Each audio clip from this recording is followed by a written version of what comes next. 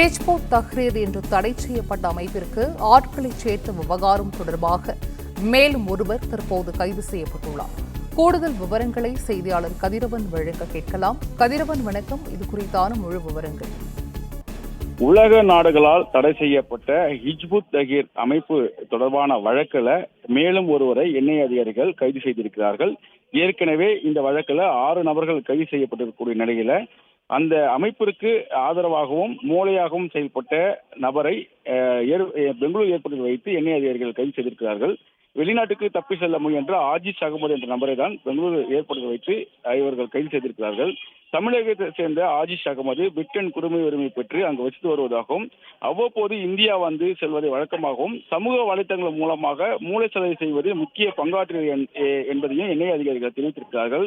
குறிப்பா இஸ்லாமிய கலிபா நிறுவவும் ஹிஜ்புத் தஹ்ரீரின் நிறுவனர் தகி அல்தீன் அல் நபானி எழுதிய அரசியலமைப்பை அமல்படுத்த போராடி வரும் பான் இஸ்லாமிய மற்றும் அடிப்பாத அமைப்புக்கு மூளையாக செயல்படுவதாகவும் ரகசிய பயான்களை நடத்தியிருப்பதாகவும் இந்த பயான்களை இவர்கள் ஆன்லைன் மூலமாக நடத்துவதாகவும் ஹிஜ்புத்தாரின் சித்தாந்தங்களும் தீவிரமயக்கப்பட்டதிலே முக்கிய பங்காற்றியவர் இவர் என்பதும் என்ஐஏ அதிகாரிகள் தெரிவித்திருக்கிறார்கள்.